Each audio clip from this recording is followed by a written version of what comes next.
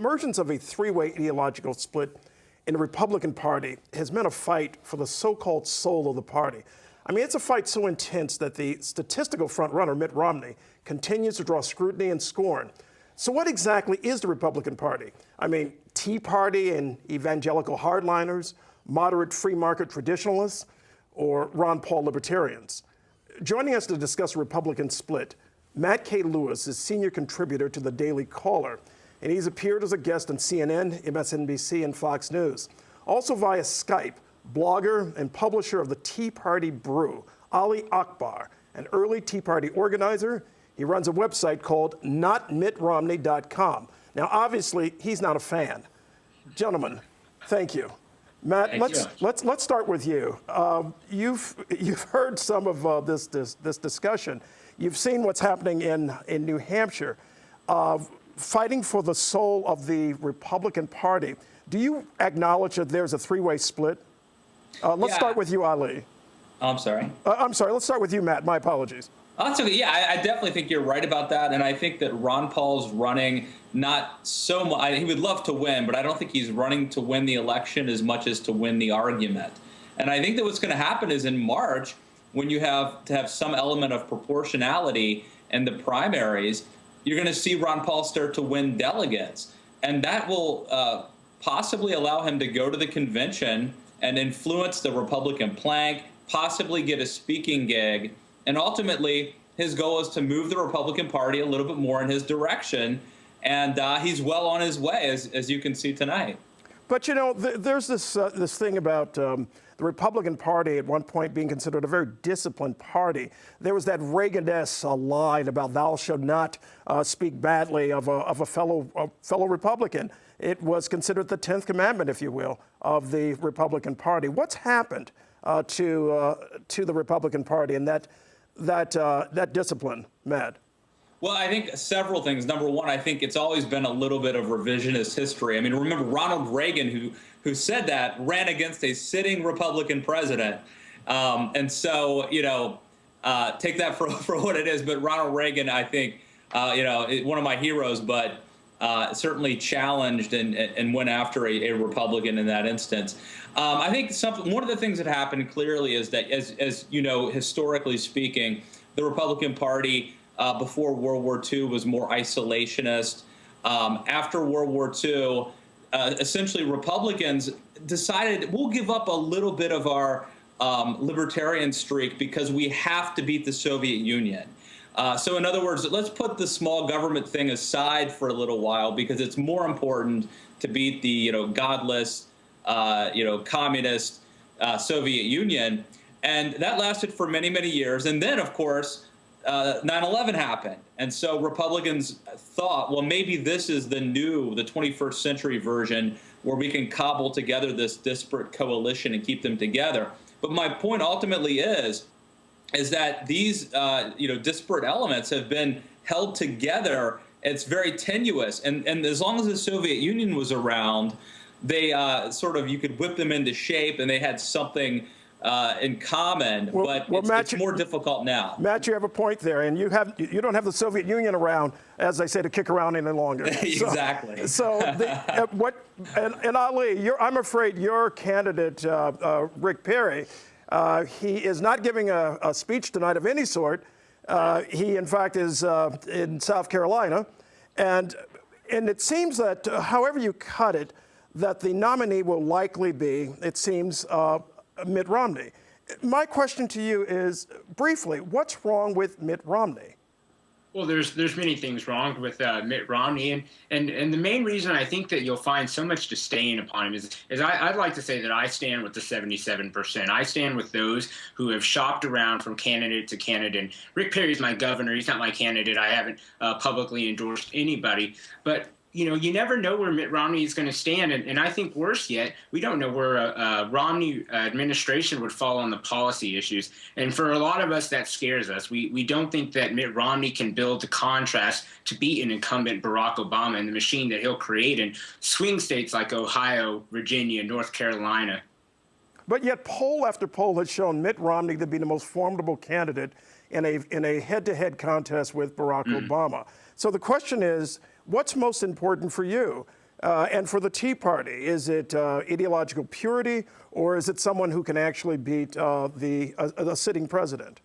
I think it's fighting the bailouts. I think it's actually a policy argument. I wouldn't call it necessarily an ideological bent because, if anything, the Tea Party showed in 2010 that in a majority of the races that they participated in, that they were willing to actually compromise a lot of their values in order to move right on the fiscal issues.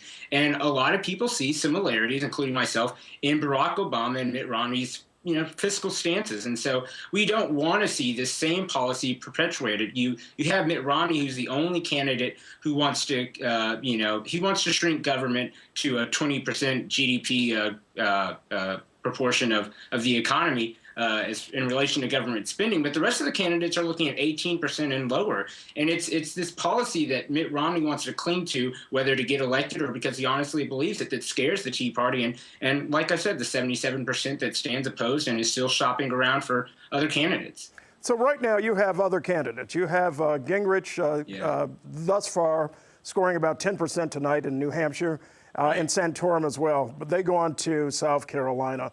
The question at this point is, Matt, if Mitt Romney survives in South Carolina, and it's considered that he will likely not only survive but top the polls in South Carolina, what does that do in terms of this split? Should someone at that point just call it a day and say, okay, let's get behind this candidate, or do you think this should play out until June possibly?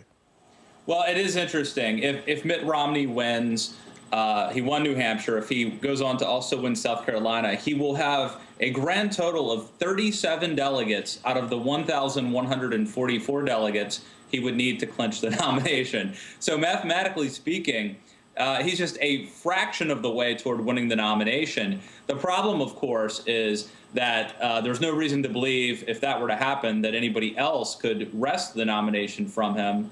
And frankly, the money would probably dry up, even though it would be a fraction of the delegates would have been, gobbled up by Romney.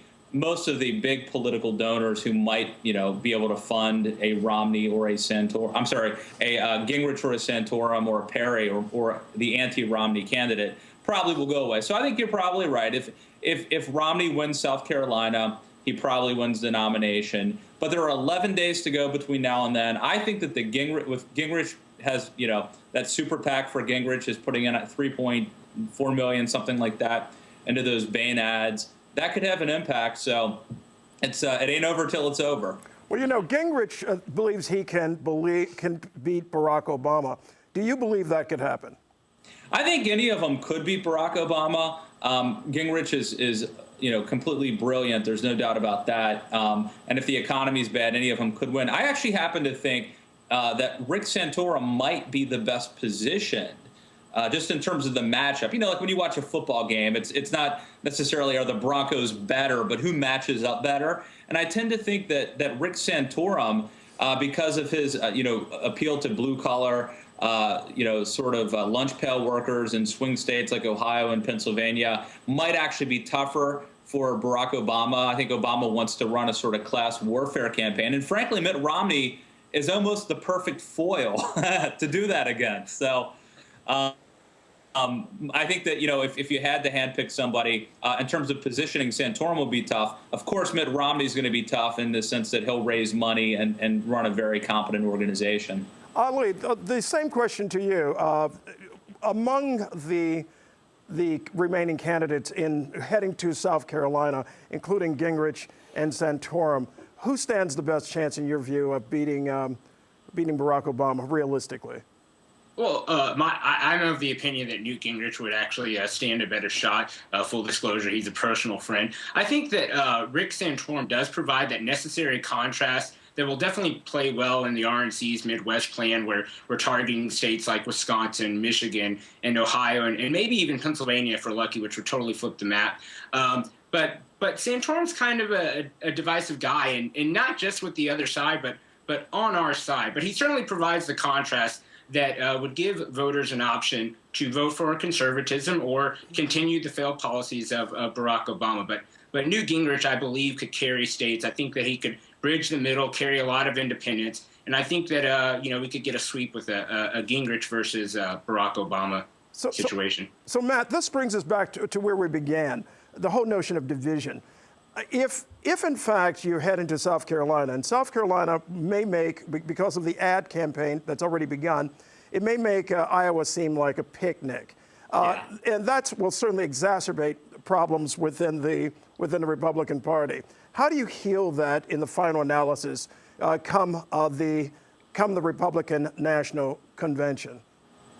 Well, it's tough, but it happens. As you'll recall, 4 years ago, Bill Clinton had some disparaging remarks about Barack Obama in South Carolina, dismissing his win, saying, well, Jesse Jackson won there as well. So it's not unusual for there to be internecine disputes, jockeying for position. I'm not so worried about that as much as I think, and worry may not be the right word, but I think more interesting and in the long term is actually the kind of deep-seated philosophical differences that we have. And the fact, frankly, that the candidates running, it's an incredibly weak field this cycle. We're still having these holdovers from the Bush era. I'm actually very bullish looking into the future. I think when if Barack Obama were to be reelected, and I'm not rooting for that to happen, but if it were to happen, in 2016, you would have people like Marco Rubio, Paul Ryan, Mike Pence, Chris Christie, Nikki Haley. It's almost an embarrassment. Rand Paul, perhaps, almost an embarrassment of riches. So I think that ultimately we're just sort of putting things on hold. I think that the actual future of the party and the youth movement is something that will be a couple years down the road. Very briefly, if Huntsman emerges as a formidable candidate in any way, shape, form, or fashion, right now he's number 3 in New Hampshire. Under what circumstances can you support Huntsman? You're asking me? Yes. I try to not, support any of them. I try to be critical of all of them. But look, I think that John Huntsman has a lot to offer. He was a pretty darn conservative governor of Utah. I've interviewed him several times. I like him fine, and I think that if John Huntsman won the nomination, that he wouldn't have any harder time getting conservatives to coalesce around him than Mitt Romney. In fact, it might be easier for John Huntsman than Mitt Romney. Matt Ali, thank you very much. Speaking of